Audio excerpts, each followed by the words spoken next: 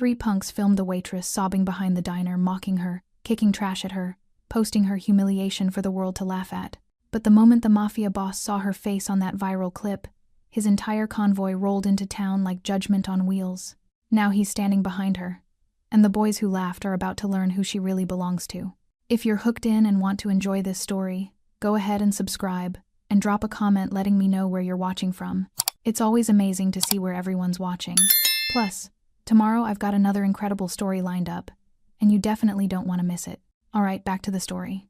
23-year-old Lillian Alvarez stepped through the back door of Dale's diner into the cooling September air, balancing a trash bag in one hand and her aching lower back with the other.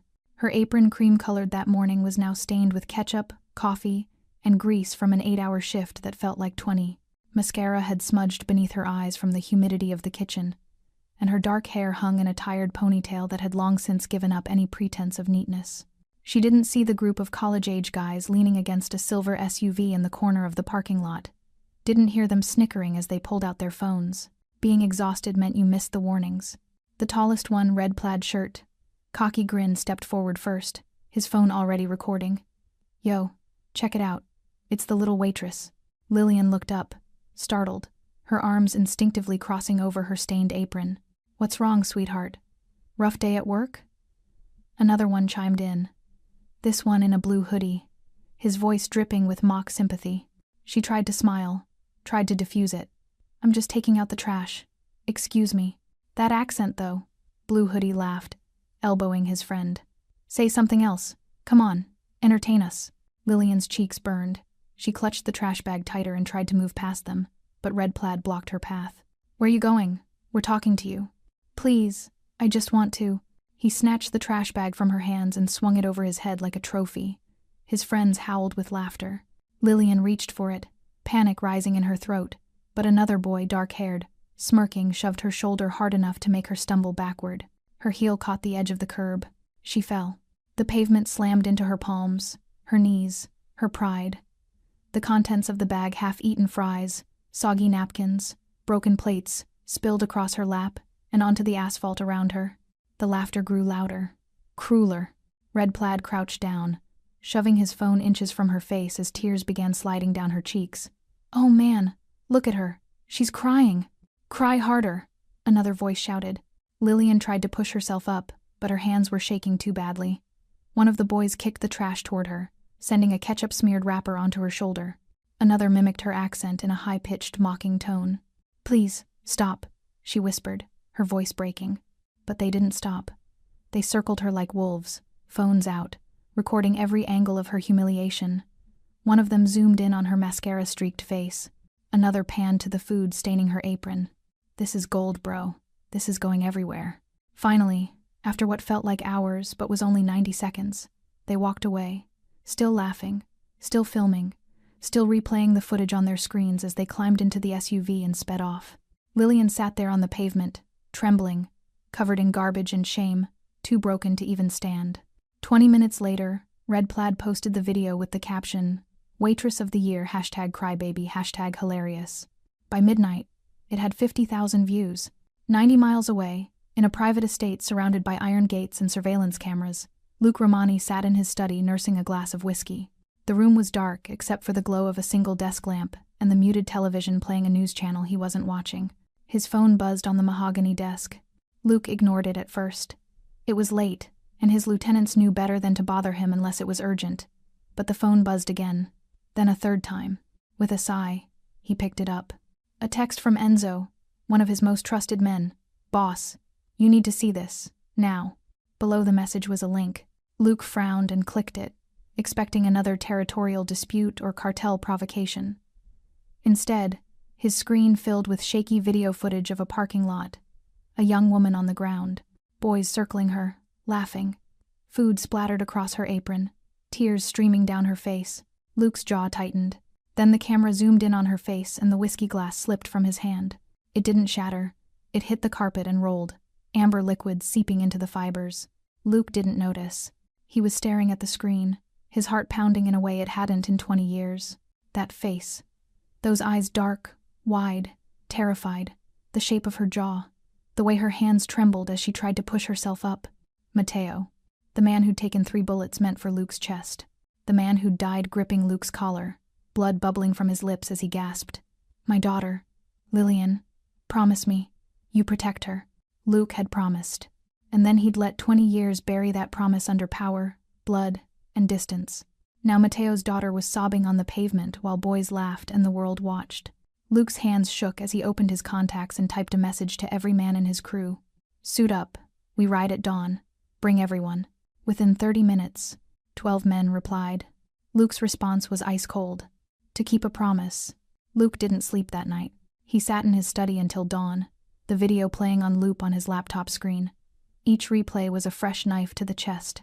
Each mocking laugh from those boys was another reminder of his failure. At 5:47 a.m., his front gate buzzed. Then again, and again. By 6 o'clock, 12 men stood in Luke's marble foyer, his inner circle, his brothers, the only people on earth he trusted with his life. Enzo arrived first, still buttoning his black suit jacket. Carmine came next, knuckles already wrapped, ready for violence. Victor pulled up last in his Escalade, concern etched across his scarred face. They gathered in the study without a word, sensing the weight in the air. Luke stood at the window, watching the sun bleed orange across the horizon. When he finally spoke, his voice was quiet, dangerous. "The girl in that video. Her name is Lillian Alvarez." Enzo frowned. "Alvarez? Why does that name—" "Mateo Alvarez." Luke turned to face them. 20 years ago.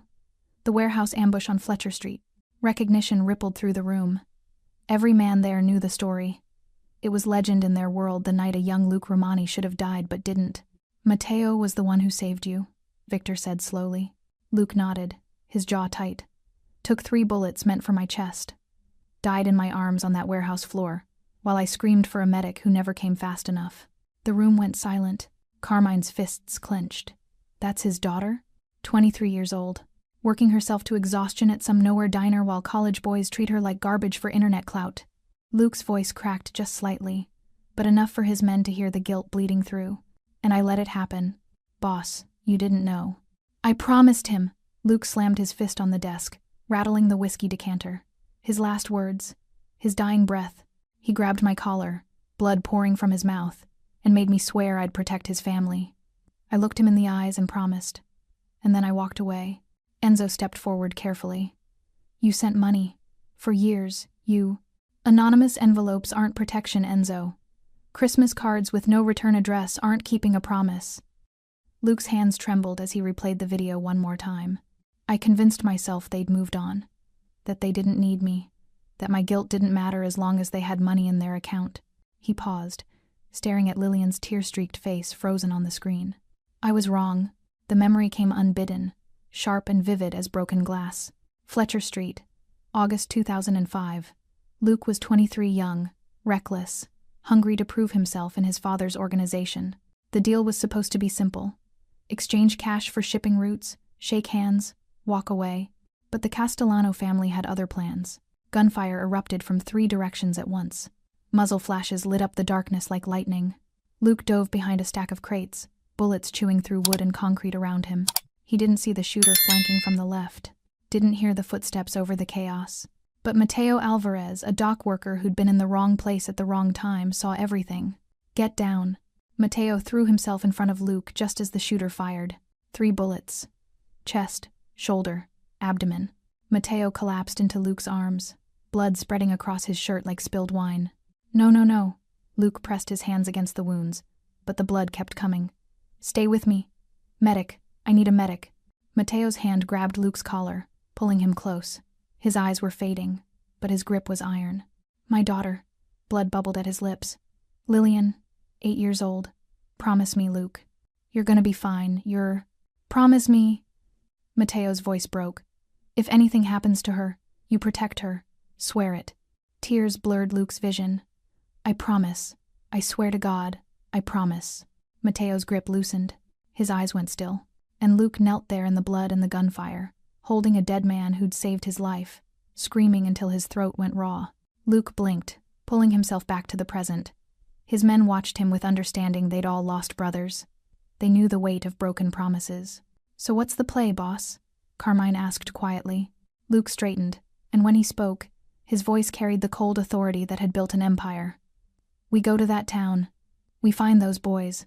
We make them understand what it means to hurt someone under my protection." "And the girl?"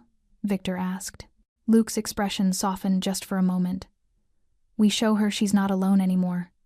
That her father's sacrifice still means something. That I haven't forgotten." Enzo nodded slowly.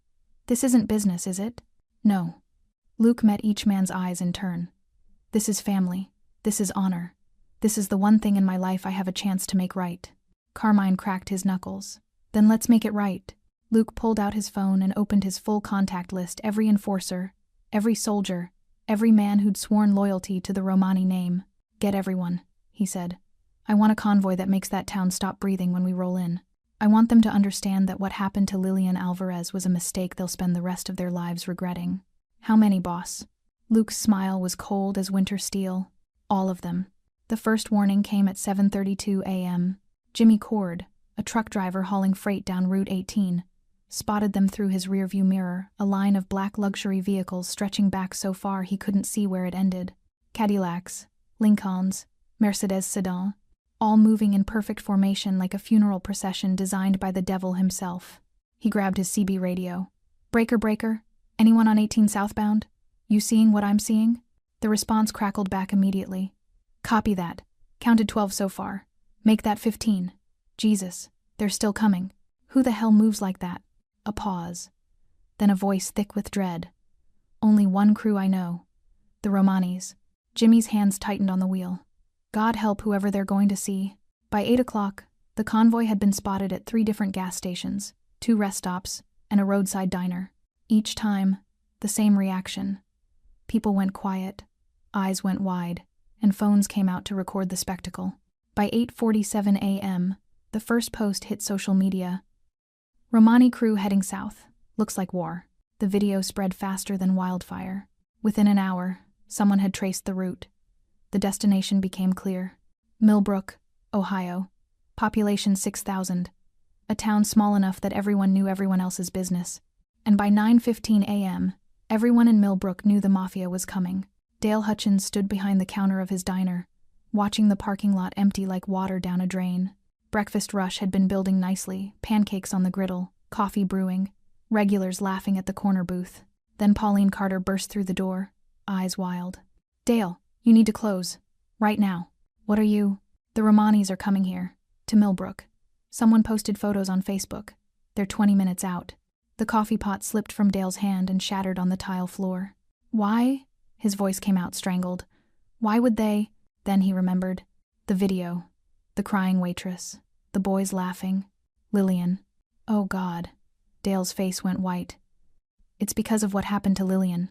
Pauline grabbed her purse. "I'm leaving. You should too. But she works here. If they think Then you'd better start praying, Dale." She was gone before he could respond. Within 10 minutes, the diner was empty. Customers threw cash on tables and fled. His cook disappeared out the back. Even the dishwasher, a kid who'd never missed a shift in 2 years, grabbed his jacket and ran. Dale stood alone in the sudden silence, hands shaking, wondering if he should lock the doors or if that would just make things worse. He'd seen the video, of course. Everyone had. He'd been in the kitchen when it happened, heard the commotion outside, but told himself it wasn't his business. Boys will be boys. Lillian was tough. She'd be fine. Now those choices felt like a noose tightening around his neck. 3 blocks away, red plaid shirt whose real name was Brandon Mitchell, woke to 17 missed calls and 43 text messages. His phone wouldn't stop buzzing. "Dude, delete the video, now. My dad says the mob is coming." "Brandon, what the hell did you do?" "They're going to kill us." Brandon sat up, heart hammering. He opened Facebook and felt his stomach drop through the floor. His video of Lillian had 127,000 views now, but that wasn't the problem. The problem was the new video being shared underneath it, black cars rolling down Route 18, a convoy that looked like something from a movie. And the caption, "Romani crew confirmed heading to Millbrook. Someone's about to learn a very hard lesson." The comments were even worse. "They're coming for those boys who hurt that waitress. I hope they make them suffer. That girl's connected to the mob? Those idiots are dead." Brandon's hands shook so badly he could barely type. He called Austin Blue Hoodie, who answered on the first ring, voice panicked. "Did you see? Did you see?" "Delete everything," Brandon gasped. "The video, The posts, all of it. It's too late. People already downloaded it. My mom is losing it. She's talking about sending me to my uncle's in Michigan. What do we do? I don't know. Austin's voice cracked. Maybe we apologize. Maybe we apologize to the MOB? The line went dead. Brandon tried calling his other friends. Half didn't answer. The ones who did were either crying or yelling or already fleeing town with their families. He looked at the video one more time, Lillian's tear-streaked face, the laughter, the mocking, and felt ice flood his veins. What had they done? At the Mitchell household, Brandon's father paced the living room like a caged animal, phone pressed to his ear. I don't care what it costs. Send him to your sisters in Columbus. Today. Right now. He hung up and turned to Brandon with fury and terror warring in his eyes. Pack a bag. You're leaving. Dad, do you have any idea what you've done? The Romanis don't forgive. They don't forget. If Luke Romani is coming here personally, his voice broke. Just pack. Please. Down the street, Austin's mother was having the same conversation. So was the mother of the dark-haired boy who'd shoved Lillian. All across Millbrook, doors were locking. Families were fleeing. Business owners were closing early. The police station was overwhelmed with calls, but Chief Morrison had already made his position clear to his officers. If the Romanis roll in, we observe. We do not engage. We do not provoke. Understood? But sir, what if? I said, understood? Yes, sir. Because Morrison knew what everyone else was learning. When the Romanis came for you, the law couldn't help. Nobody could. In her small apartment above the laundromat, Lillian sat on her bed, staring at her phone. The video had exploded overnight. The comments were brutal. Her name was everywhere. People from high school were messaging her some kind, most cruel. Her mother knocked softly. Mija, maybe you should stay home today. Don't go to work. I need the money, Mama. Lillian. I can't let them win. But her hands were shaking as she tied her hair back. Her reflection in the mirror showed the same tear-stained face from the video, and shame burned through her chest. She had no idea that 90 miles away, 12 black cars were crossing into Millbrook's town limits. She had no idea her entire life was about to change. The convoy entered Millbrook at 10:43 a.m. 12 black luxury vehicles rolled down Main Street in perfect formation, engines purring like predators stalking prey. The lead car, a Cadillac Escalade with tinted windows dark as midnight, moved with the kind of precision that comes from men who've driven into war zones and come out alive. Traffic stopped, not because of a light or a sign, but because drivers saw what was coming and simply froze, hands locked on steering wheels, breath caught in their throats. Mrs. Henderson, the elementary school librarian, pulled her Honda to the curb and locked her doors. Her hands were shaking so badly she could barely grip her phone to call her husband. They're here, she whispered. Oh God, Bill, they're really here. The Romanis didn't speed, didn't blast music or rev engines or announce themselves with anything except their presence, and that was enough. The convoy turned onto Dale Street, moving past the post office where clerks pressed against the windows to watch, past Morrison's Hardware, where the owner flipped his sign to closed and disappeared into the back room, past the elementary school where teachers ushered children away from windows with forced smiles and racing hearts. Then the vehicles turned into the parking lot of Dale's diner, and the town held its breath. Inside the diner, Dale stood behind the counter, alone, watching through the window as the first car pulled into a parking space with military precision. Then the second, then the third. They formed a semicircle around the entrance, a wall of steel and tinted glass that looked like Judgment Day arriving on wheels. For 30 seconds, nothing happened. Dale's heart hammered so hard he thought it might burst through his ribs. Sweat dripped down his back despite the air conditioning. His hands gripped the counter edge until his knuckles went white. Then, as if choreographed, every car door opened simultaneously. Men stepped out. Black suits, black ties, black sunglasses, tattoos creeping up necks and across knuckles. Expressions carved from stone, emotionless, cold, dangerous. 12 vehicles, 37 men. They moved with the kind of unity that comes from years of operating as a single organism. No one spoke, no one needed to. Each man took his position in the formation, creating a human barrier between the diner and the rest of the world. Dale felt his bladder threaten to give out. From the lead Escalade, the driver's door opened last. Luke Romani stepped out. He was 43 years old but looked ageless, the kind of man whose presence commanded rooms before he even spoke. His suit was immaculate, tailored perfectly to his frame. His dark hair was streaked with gray at the temples. His jaw was set like granite. but it was his eyes that made Dale's blood run cold. They swept across the parking lot, across the diner's windows, searching. Not with rage or fury, but with something far more dangerous: purpose. Luke adjusted his cuffs with deliberate slowness, then began walking toward the entrance. His men fell into formation behind him, boots hitting pavement in synchronized rhythm that sounded like a death march. Across the street, phones were already out. "Are you getting this? Oh my God, it's really them. Someone call the police." "The police aren't coming, you idiot. Nobody's coming." The video started uploading before Luke even reached the door. Within seconds, it was spreading: Facebook, Twitter, TikTok, every social media platform lighting up with the same terrifying image. The Romani crew descending on Dale's diner like the hand of God reaching down to deliver judgment. In the apartment above the laundromat, Lillian was tying her work shoes when her phone exploded with notifications. "Lillian, are you seeing this? Don't go to work today. The MOB is at the diner right now." Her hands froze mid-knot. "Mama?" Her voice came out small, frightened. Her mother rushed in, phone in hand, face pale. "Mija, something's happening. People are saying—" Lillian grabbed her mother's phone and watched the live video someone was streaming. Black cars, men in suits, and leading them all, a man whose very presence seemed to bend the air around him. The video zoomed in on his face, and Lillian's heart stopped. She knew that face. Not from yesterday or last week, but from childhood, a hazy memory of a man kneeling in her father's funeral, tears streaming down his face as he pressed something into her mother's hands and whispered words Lillian had been too young to understand. "Luke," her mother breathed, recognizing him too. "Luke Romani. Why is he—" Lillian couldn't finish the sentence. But somewhere deep in her chest, beneath the fear and confusion, understanding began to dawn. At the diner, Luke reached the entrance and paused. His hand rested on the door handle, but he didn't pull it open. Instead, he turned to face his men, 37 soldiers, who'd followed him into hell more times than any of them could count. "Remember," Luke said quietly, his voice carrying the weight of absolute authority, "we're not here for blood. We're here for justice.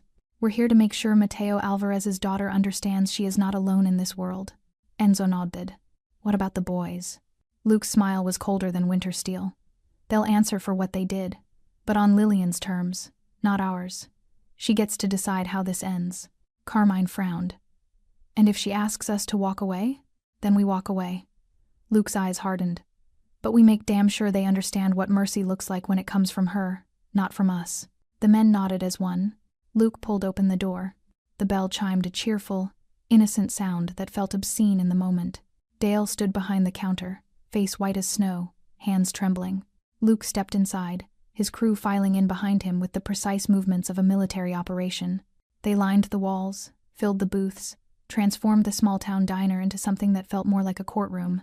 Luke approached the counter slowly, each footstep deliberate. "Where," he said quietly, "is Lillian Alvarez?" Dale's mouth opened, but no sound came out. Luke leaned forward slightly. "I'm not going to ask twice. She's not here. She's home. She's—" Dale's voice cracked. "Please, I didn't know. I didn't know she was connected to me," Luke finished. "She shouldn't have to be. That's the point." Luke's gaze remained fixed on Dale for 3 long seconds, long enough to make the diner owner's knees buckle. "Her address," Luke said quietly. Dale's hand trembled as he scribbled on a napkin. "Above the laundromat, 2 blocks east, apartment 2B. Please, I—" Luke took the napkin without another word and turned to his men. "Enzo, Victor, Carmine with me. The rest of you stay here. No one leaves, no one enters. Understood?" "Yes, boss." Luke walked out, 3 of his most trusted men flanking him. The remaining crew stood like statues throughout the diner, silent and immovable. Dale collapsed into a chair, head in his hands, whispering prayers he hadn't spoken since childhood. The walk to the laundromat took 4 minutes. It felt like 4 hours. Word had already spread through Millbrook's 4 square miles. People watched from windows, from doorways, from behind parked cars. Some filmed. Most just stared, trying to process the impossible. Luke Romani, the man whose name made hardened criminals go pale, was walking through their town in broad daylight. Luke ignored them all. His focus was singular. The apartment above the laundromat where Mateo's daughter, the girl he'd sworn to protect, was probably terrified out of her mind. They climbed the narrow outdoor staircase to the 2nd floor. The metal steps creaked under their weight. Paint peeled from the railings. A child's bicycle lay abandoned on the landing. Luke stopped in front of 2B and raised his hand to knock. But before his knuckles touched the wood, the door opened. Lillian stood there, still in her stained work uniform from yesterday, hair pulled back, eyes red-rimmed from crying. Her mother hovered behind her, protective and terrified. For a moment, nobody spoke. Luke stared at her, really looked at her, and saw Mateo in every line of her face. The same determined jaw, the same dark eyes that held more strength than their owners realized, the same quiet dignity even in the face of humiliation. "Lillian," he said softly. Her voice came out barely above a whisper. "I remember you. From my father's funeral. You were the one crying." Luke's throat tightened. "Yes. Why are you here?" "Because I made your father a promise." Luke's hands clenched at his sides. "And I broke it. For 20 years I broke it. But that ends today." Tears spilled down Lillian's cheeks. "You saw the video. The whole world saw the video. And the whole world is about to learn what happens when someone hurts Mateo Alvarez's daughter." "I don't want you to hurt them," Lillian said quickly, panic edging her voice. "Please, I just want it to stop. I just want people to stop laughing." "They will." Luke stepped closer, his voice gentle in a way his men had rarely heard. "But not because I made them afraid. Because you're going to show them who you are. And I'm going to make sure they listen." Lillian's mother spoke up, voice trembling. "Mr. Romani, we don't want trouble. We've lived quietly. We've asked for nothing." "I know." Luke's expression softened with guilt. "And that's my failure, not yours. Mateo saved my life, died saving it. His last words were about protecting you both. And I let distance and time make me forget." He looked at Lillian directly. "I can't undo the past, but I can make sure your future is different." "How?" Lillian's voice broke. "Everyone's seen it. Everyone knows. I can't go back to work. I can't face them." "Yes, you can." Luke extended his hand. "But this time you won't be alone." Lillian stared at his hand-scarred knuckles, calloused palm. A hand that had built an empire and buried enemies. A hand that once held her father as he died. Slowly, she placed her hand in his. Luke's grip was gentle but firm, the grip of a man making a vow. "Come with me," he said. "There are people who need to see you standing." They walked back to the diner together. Luke Romani in his immaculate black suit, leading Lillian Alvarez in her stained work uniform, flanked by 3 Mafia soldiers who moved like shadows. Her mother followed behind, clutching her daughter's arm, terrified but unwilling to let her go alone. Main Street had become a gallery of onlookers. Shop owners peered through windows. Neighbors stood on porches. Children pressed their faces against car windows. Phones recorded every step. But this time, the narrative was different. This time, Lillian wasn't stumbling, wasn't falling, wasn't alone. This time, she walked with her head high because Luke Romani, a man the world feared, walked beside her like a shield made flesh. When they reached the diner, Luke opened the door for her. The bell chimed. Every member of his crew stood as she entered, a gesture of respect that made Dale's jaw drop. Lillian froze in the doorway, overwhelmed. "These men," Luke said quietly, "are my family, and as of today, you're under their protection. Anyone who hurts you, disrespects you, or makes you feel less than the remarkable woman your father raised, they answer to all of us." Carmine nodded. "We got you, miss." Enzo smiled gently. "Your father was a hero. His daughter deserves to be treated like royalty." Victor simply placed his hand over his heart, a soldier's salute. Lillian's tears came freely now, but they weren't tears of shame anymore. Luke guided her to a booth and sat across from her, his presence somehow both intimidating and comforting. "Now," he said, his voice taking on an edge of cold steel, "tell me who those boys are, because it's time they learned that some people in this world are protected. And you, Lillian Alvarez, are one of them." Outside, sirens wailed in the distance, not approaching, just announcing their presence. The police wouldn't intervene. They knew better.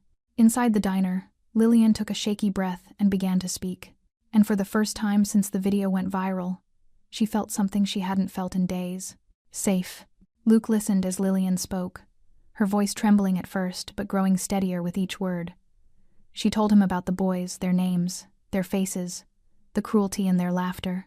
She told him how they'd circled her like wolves, how they'd kicked the trash at her, how one had zoomed in on her tears for maximum humiliation. When she finished, Luke's jaw was so tight it could have cracked stone. "Brandon Mitchell," he repeated. "Austin Hayes, Dylan Cortez." Lillian nodded, wiping her eyes.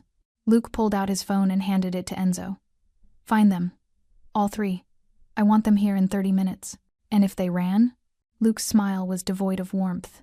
Then find their parents, their siblings, their friends. Someone will tell us where they are. Make it clear that hiding will only make this worse. Enzo disappeared outside with half the crew, engines roaring to life moments later. Luke turned back to Lillian, his expression softening. What happens next is your choice. I won't hurt them unless you ask me to. But they will face you. They will answer for what they did. That much isn't negotiable. I don't want violence, Lillian whispered. I just want them to understand, to feel what they made me feel. They will. Luke's voice carried absolute certainty. I promise you that. 22 minutes later, 3 cars pulled up outside the diner. Brandon Mitchell stumbled out first, looking like he'd aged 5 years overnight. His face was pale, his red plaid shirt wrinkled, his hands shaking so badly he could barely walk. Austin Hayes came next, blue hoodie soaked with nervous sweat, eyes darting everywhere like a cornered animal. Dylan Cortez, dark hair, cocky smirk now completely gone, looked like he might vomit on his own shoes. Behind them came their parents, dragged from their homes by stone-faced men in black suits. Mrs. Mitchell was crying. Mr. Hayes kept trying to speak, but no words came out. The Cortez family looked like they were attending their own funeral. Enzo marched the boys inside while their parents were held outside, close enough to hear, far enough to not interfere. The diner went silent. Brandon's eyes found Lillian sitting in the booth, and his knees nearly gave out. Austin made a small, strangled sound. Dylan just stared at the floor, unable to meet her gaze. Luke stood slowly, buttoning his suit jacket with deliberate precision. He didn't raise his voice. Didn't need to. Gentlemen, he said quietly, I believe you know Miss Alvarez. Brandon's mouth opened, but nothing came out. Let me clarify the situation, Luke continued, circling them like a shark. This woman, the one you humiliated, assaulted, and filmed for entertainment, is the daughter of the man who saved my life. The man who took bullets meant for my chest. The man who died in my arms after making me promise to protect his family. The color drained from Austin's face. So when you shoved her to the ground, Luke's voice dropped to a razor's edge. When you kicked trash at her, when you filmed her crying and posted it for the world to mock, you didn't just hurt a waitress. You attacked someone under my protection. Dylan actually whimpered. Luke stopped directly in front of Brandon. Look at her. Brandon's head stayed down. I said, look at her. Brandon's head snapped up, tears already streaming down his face. His eyes met Lillian's for one agonizing second before he broke completely. I'm sorry, he sobbed. I'm so sorry. I didn't know. I didn't think. You didn't think she was human? Luke's words were surgical strikes. You didn't think she had feelings? Or you didn't think there would be consequences? All of it. I don't know. Brandon collapsed to his knees. Please, I'll do anything. I'll delete everything. I'll apologize publicly. You'll do all of that, Luke interrupted coldly. But first, you'll hear from her. He gestured to Lillian. Every eye in the diner turned to her. She stood slowly, her mother's hand giving her strength from behind. She approached Brandon, the boy who'd laughed loudest, who'd held the camera closest to her face, who'd called her crying gold. Brandon stayed on his knees, shaking, terrified. Lillian looked down at him and spoke, her voice quiet but carrying the weight of every humiliation she'd endured. You didn't have to know me, she said. You didn't have to know my father or who protects me. You just had to be decent.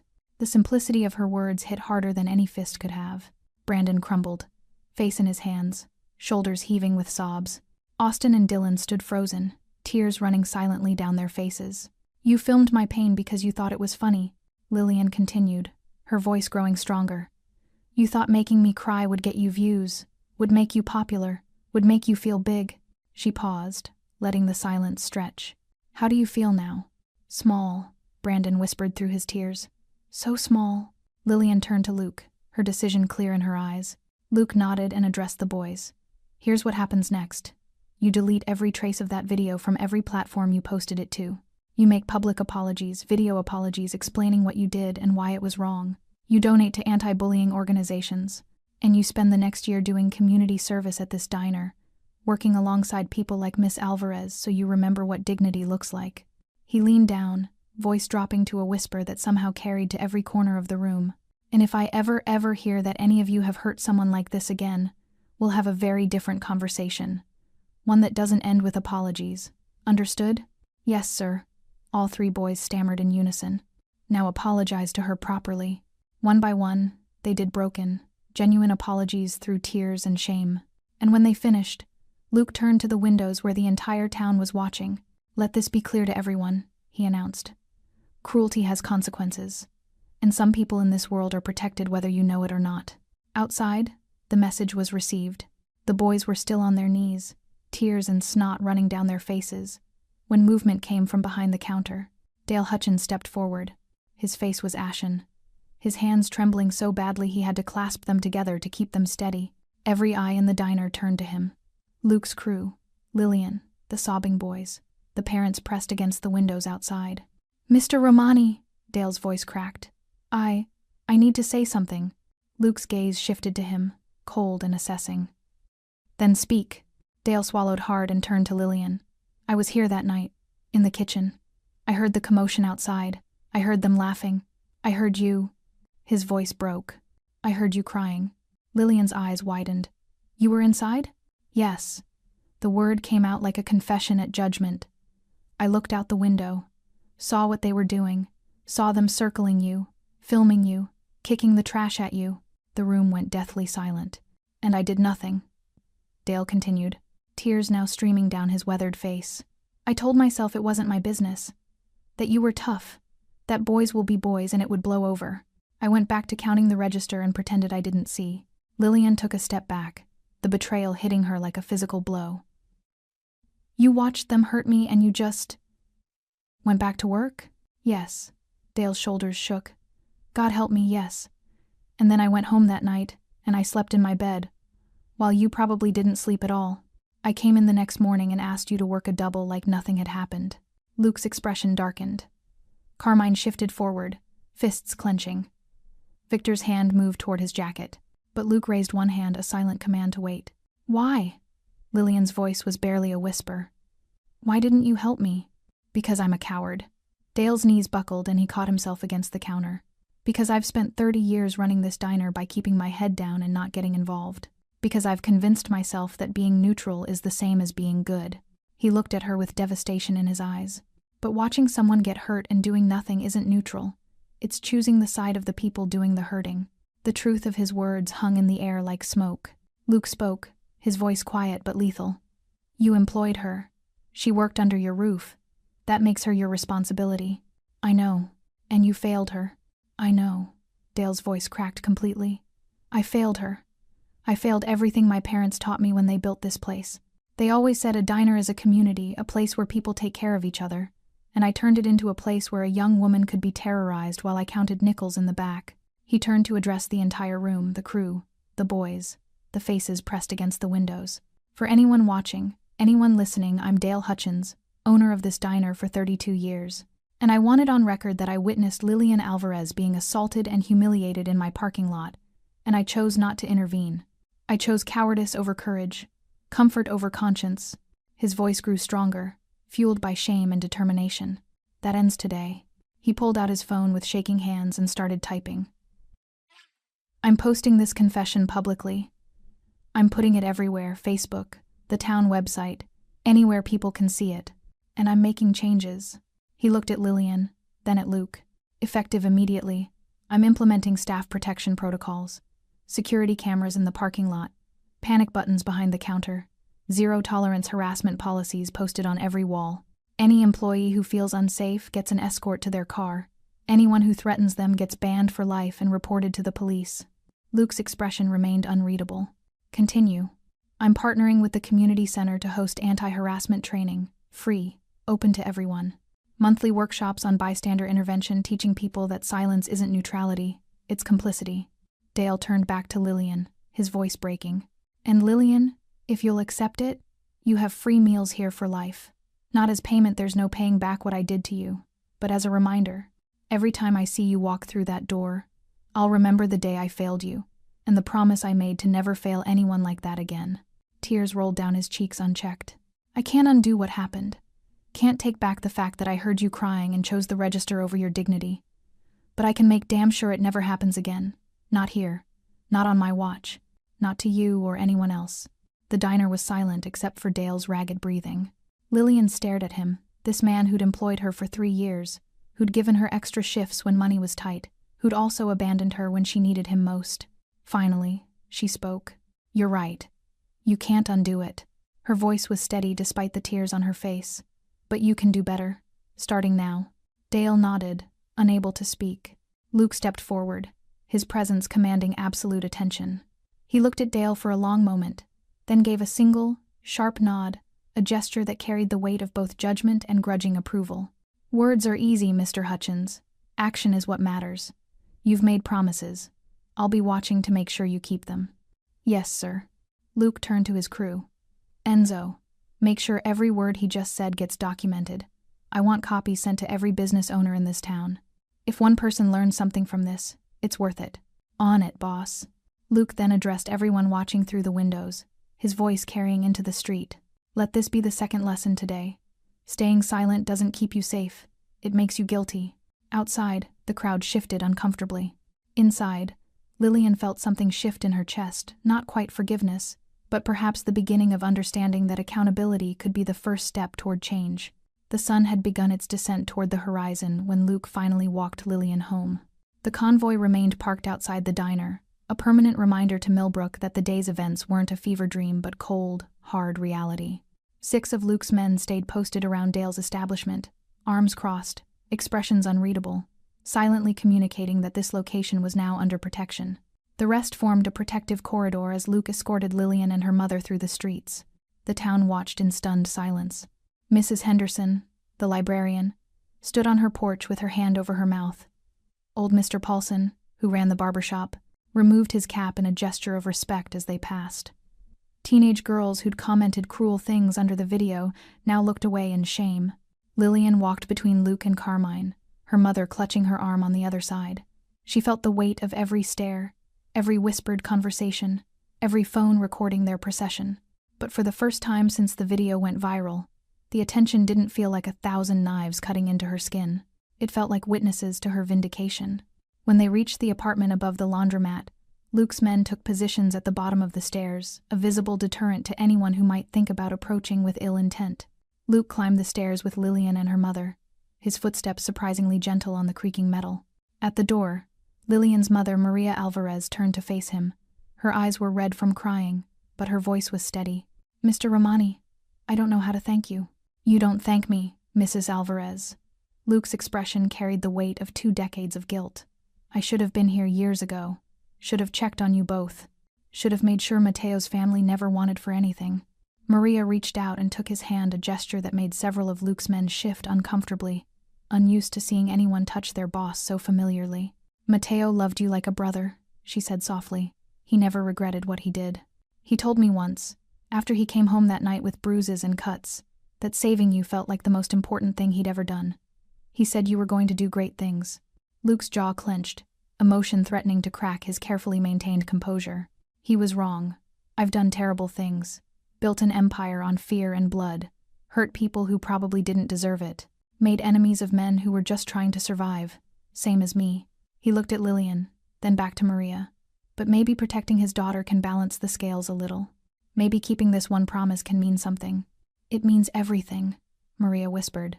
She pulled him into an embrace, something no one had dared to do in years. Luke stood rigid for a moment, then slowly, carefully, wrapped his arms around the woman whose husband had died in his place. When they separated, both had tears in their eyes. "What happens now?" Lillian asked quietly. Luke turned to her, and when he spoke, his voice carried the certainty of a man who'd made an unbreakable decision. "Now, you live your life without fear. You go to work. You walk these streets with your head high. And if anyone makes you feel unsafe, you call me." He pulled a business card from his jacket and pressed it into her hand.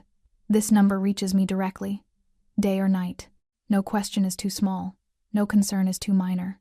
Lillian stared at the card, simple, elegant, with just a phone number embossed in black ink. "I can't ask you to—" "You're not asking. I'm telling you." Luke's tone left no room for argument. "Your father saved my life.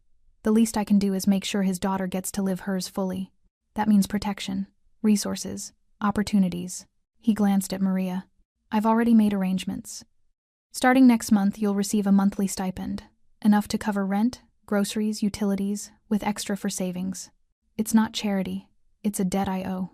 Mr. Romani, we can't. You can, and you will. Luke's voice softened. Mateo would have done the same for my family. This is what honor looks like, Mrs. Alvarez. This is what it means to keep a promise even when the person you made it to is gone. Maria's hands covered her mouth as fresh tears spilled down her cheeks. Luke looked at Lillian again. You mentioned wanting to go back to school. Study nursing, wasn't it? Lillian's eyes widened. How did you? I asked around. Did my research before I came. He pulled out an envelope from his inside jacket pocket. There's a community college 40 minutes north. Good program. I've covered your tuition for the full 4 years. Books, supplies, everything. You start whenever you're ready. Lillian's knees nearly buckled. I don't understand. Why would you do all this? Because your father deserved better than bleeding out on a warehouse floor at 37. Because you deserve better than being terrorized outside a diner for internet clout. Because the world is cruel enough without good people suffering for no reason. He placed the envelope in her trembling hands. And because I failed Mateo Alvarez for 20 years. I won't fail his daughter for one more day. The weight of his words settled over the small landing like a benediction. Lillian looked down at the envelope, then up at Luke, this man whose reputation preceded him like thunder, whose name made criminals flee and police hesitate, who'd built an empire on fear and power. And all she saw was someone trying desperately to make amends for a promise broken by time and distance. Thank you, she whispered. For everything. For coming. For making them answer. For, her voice broke, for remembering my father. I never forgot him, Lillian. I just convinced myself that money in an account was the same as being present. That distance was protection, rather than abandonment. Luke's voice carried a rare vulnerability. Your father taught me that real strength isn't about how hard you can hit. It's about who you're willing to stand up for when no one's watching. He straightened, the moment of vulnerability passing as his authority reasserted itself. My men will patrol this neighborhood regularly. You won't see them, but they'll be here. And that diner Dale's place, it's under our watch now. Anyone who works there is protected. Carmine stepped forward. Miss Alvarez, you've got my number too. Any of the crew. We're your extended family now. Whether you like it or not, Victor added with a rare smile. Lillian laughed through her tears, the first genuine laugh she'd managed in days. Luke nodded to his men, then turned back to Lillian and Maria one final time. Mateo Alvarez saved my life on August 12th, 2005. I've carried that debt for 20 years. Today, I start repaying it properly. He descended the stairs, his men falling into formation around him. As they reached the parking lot, Luke paused and looked back up at the apartment where Lillian and her mother stood on the landing, watching. He placed his hand over his heart, a soldier's salute, a son's respect, a promise renewed. Then he climbed into his Escalade, and the convoy began its slow departure from Millbrook. But everyone knew they'd be back if needed. And everyone knew that Lillian Alvarez would never walk alone again. Inside the apartment, Lillian opened the envelope with shaking hands. Inside was a full scholarship letter, a bank card with her name on it, and a handwritten note in surprisingly elegant script. Your father was the bravest man I ever knew. His daughter deserves every opportunity he never got to see her achieve. Make him proud. L.R.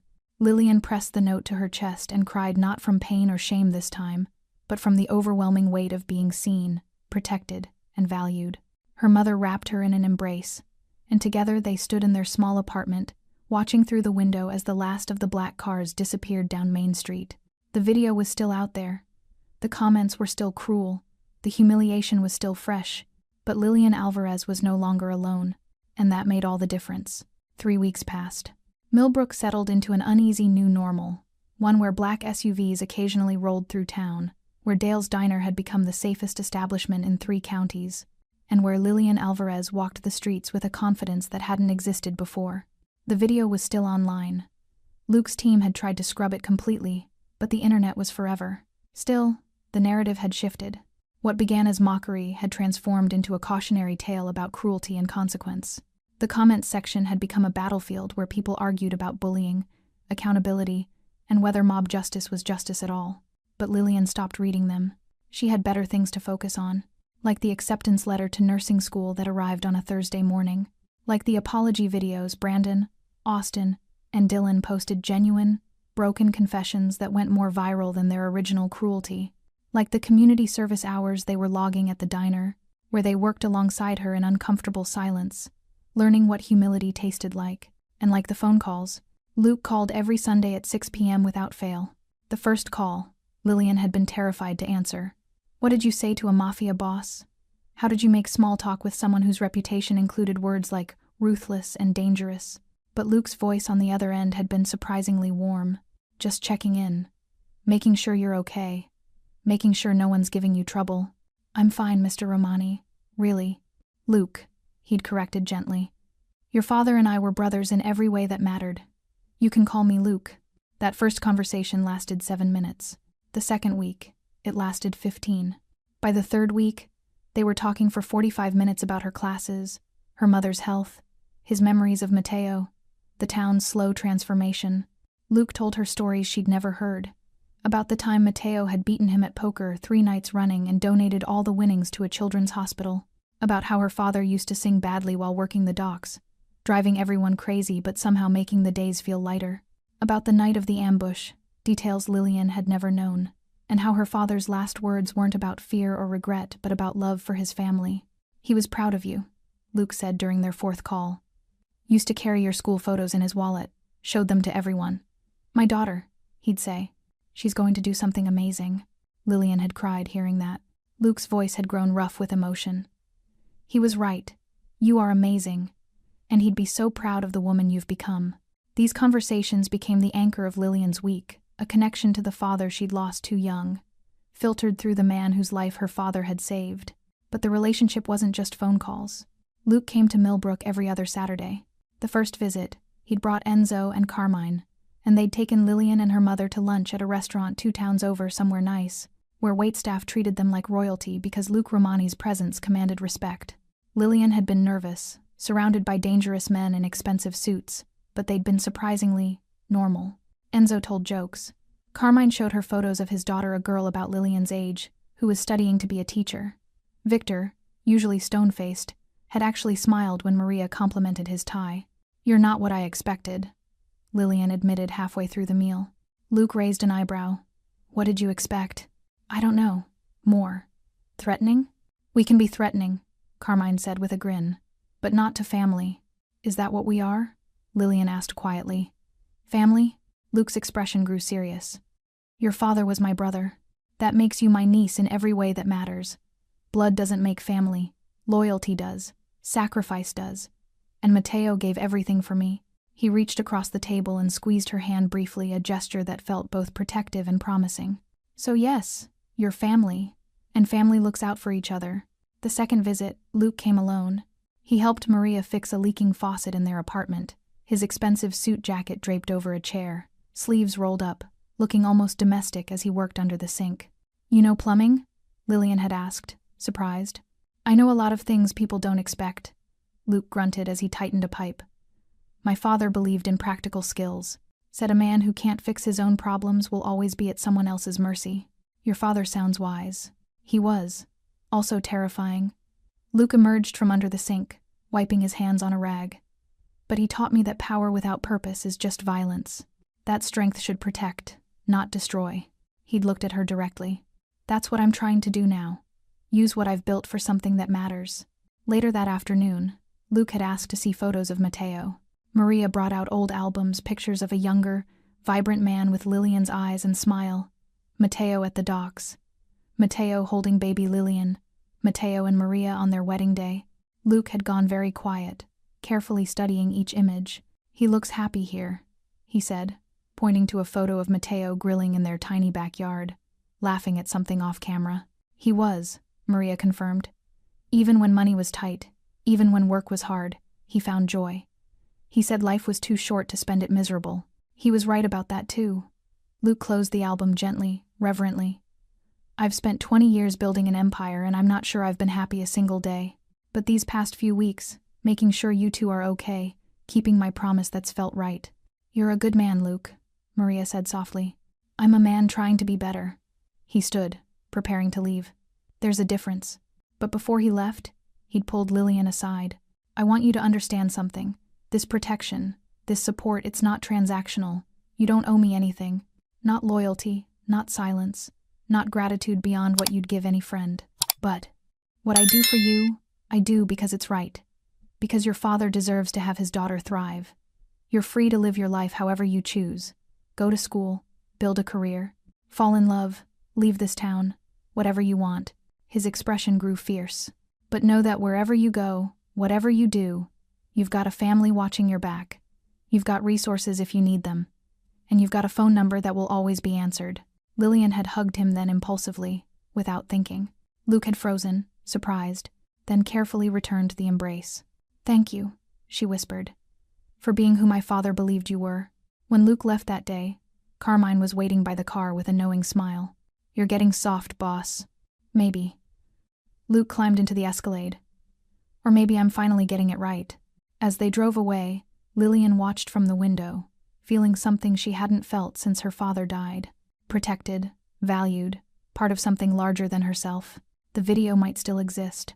The humiliation might still sting. But Lillian Alvarez was no longer defined by her worst moment. She was defined by who stood beside her when it mattered. And that made all the difference in the world. 6 months later, spring arrived in Millbrook with dogwood blossoms and warm breezes that carried the promise of new beginnings. Lillian stood in front of her bathroom mirror, adjusting the crisp white collar of her nursing student uniform. Her clinical rotation started in an hour, and nervous energy hummed through her veins. "You look professional," her mother said from the doorway, pride shining in her eyes. "I look terrified." "You look like your father, determined and brave." Lillian smiled at her reflection. The girl who'd fallen crying in a parking lot 6 months ago felt like a different person. She'd cut her hair shorter, carried herself taller, learned that strength didn't mean never falling, it meant getting back up with people who refused to let you stay down. Her phone buzzed. "Luke. First day. You've got this. Make Mateo proud." She typed back quickly. "I'll try. Thank you for everything." "Luke. No thanks necessary. That's what family does." Lillian pocketed her phone and grabbed her bag. Her mother handed her a packed lunch, homemade, wrapped with care, containing her father's favorite sandwich that had become hers too. "He'd be so proud," Maria whispered, kissing her daughter's forehead. "I know, Mama. I feel it." Outside, the morning sun painted Main Street gold. Dale's Diner was already open, its parking lot camera one of many security upgrades quietly recording the peaceful morning. Brandon Mitchell's car was parked in the back. He was on month 4 of his community service, arriving before dawn to prep the kitchen. The town had changed in small but significant ways. Anti-bullying posters hung in shop windows.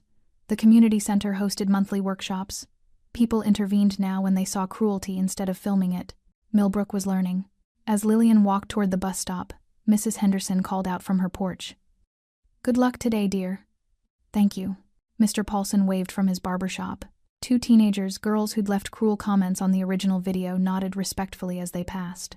Lillian had become something unexpected. A symbol, not of victimhood, but of resilience. Of what happened when cruelty met consequence. Of the power of having someone believe you were worth protecting. The bus arrived, and Lillian climbed aboard, finding a seat by the window. As Millbrook disappeared behind her, she thought about the journey ahead. Nursing school would be hard. Clinical rotations would be exhausting. She'd face challenges that made that terrible night seem small in comparison. But she wouldn't face them alone. Her phone buzzed again, a group text this time. "Enzo. Knock 'em dead, kid." Figuratively, "Boss says I have to clarify that now." Carmine. "My daughter says good luck from one future healthcare worker to another." Victor. "Proud of you." Lillian smiled, warmth spreading through her chest. The bus rolled through farmland and small towns, eventually reaching the hospital where her rotation would take place. The building loomed massive and intimidating, white walls, endless windows, the constant flow of ambulances and people in scrubs. She took a deep breath and stepped off the bus. Inside, the orientation was overwhelming. 20 other students, all looking equally nervous. Instructors with clipboards and high expectations. The sharp smell of antiseptic, the beeping of monitors, the reality that people's lives would eventually depend on decisions she made. But Lillian focused on why she was here. Because her father had believed education was the path to a better life. Because Luke had given her the opportunity when no one else would. Because surviving cruelty meant nothing if she didn't build something meaningful from the survival. The first day passed in a blur: tours, introductions, basic protocols. Her hands shook when she first entered a patient's room. Her voice wavered when speaking to the supervising nurse. But she didn't quit. By the time she boarded the return bus that evening, exhaustion had replaced nervousness. But beneath the fatigue was something stronger: purpose. When she arrived back in Millbrook, the sun was setting, painting the sky in shades of orange and purple that reminded her of the morning her life changed. The morning Luke Romani rolled into town with an army at his back. Her mother was waiting at the apartment with dinner. How was it? Terrifying, amazing, hard, perfect. Lillian collapsed onto the couch. I think I'm going to love it. Maria's smile could have lit the entire town. Your father would be so happy. After dinner, Lillian called Luke. He answered on the first ring. How'd it go? She told him everything, the nervousness, the patience, the overwhelming feeling of being exactly where she was supposed to be. Luke listened without interrupting, and when she finished, his voice carried a warmth that made her eyes sting with tears. Matteo dreamed of you having opportunities he never got. You're living that dream, Lillian. You're honoring his sacrifice by refusing to let cruelty define you. I couldn't have done it without you. Yes, you could have. You're stronger than you know. I just made sure nothing stood in your way. They talked for another 20 minutes about her classes, about Luke's week, about the small victories and daily challenges that made up a life. Before hanging up, Luke said something that would stay with her forever. Your father gave me a second chance at life. You've given me a second chance at being the man he believed I could be. So thank you, Lillian, for letting me keep my promise, for reminding me what matters. I love you, Uncle Luke. The title came naturally now, easily, like it had always been there waiting. A pause on the other end. Then, rough with emotion, I love you too, kid. 2 weeks later, Luke stood in front of a cemetery gate he hadn't passed through in 5 years. Matteo's grave was in the back corner, beneath an oak tree that had grown taller since the funeral. The headstone was simple. Matteo Alvarez, beloved husband and father, a hero. Luke knelt, placing a bouquet of white lilies against the stone, Matteo's favorite, according to Maria. Hey, brother, he said quietly. I know it's been a while. I'm sorry for that. Got lost in the Empire building, the power plays, the blood and business. Convinced myself that staying away was respect, when really it was cowardice. A breeze rustled through the oak leaves. But I'm here now. And I need you to know I kept my promise. Finally, your daughter is safe, protected, thriving. She's in nursing school, Matteo. She's going to save lives, just like you saved mine. Luke's throat tightened. She's got your heart, your strength, your belief that people are worth protecting even when it costs you everything. He traced the letters of Matteo's name carved in stone. I've set up a trust fund. Full ride through school. Living expenses covered. She'll never want for anything. Neither will Maria. The wind picked up, almost like an answer. And the town, the one where she was hurt, they've learned. Those boys who hurt her? They're different now. Humbled. Working to make amends. The whole community is paying attention, intervening, protecting each other. Luke stood, brushing dirt from his knees. I can't bring you back. Can't undo the bullets that took you from your family. But I can make sure your sacrifice meant something. That your daughter lives the life you dreamed for her. That's my promise, Matteo. That's my legacy to you. He placed his hand on the headstone, a final gesture of respect, of love, of brotherhood that transcended death. Rest easy, brother. I've got them, and I won't let you down again. As Luke walked back to his car, where Enzo waited patiently, he felt lighter than he had in 20 years. The Empire still existed. The power still mattered. The reputation still preceded him. But now it all served a purpose beyond profit. It protected a young woman who deserved to chase her dreams without fear. It honored a man who'd given everything for a chance at redemption.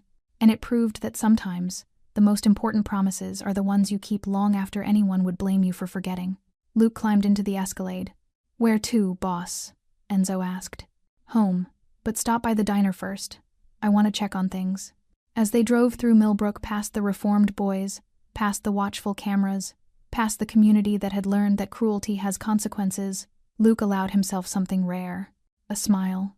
Not the cold, calculated smile of a man closing a deal, but the genuine smile of someone who'd finally made things right. Somewhere in heaven, Matteo Alvarez smiled too. His daughter was safe. His sacrifice had meaning, and the brother he'd saved had become the man he'd always believed he could be. Thanks for sticking with this story till the end.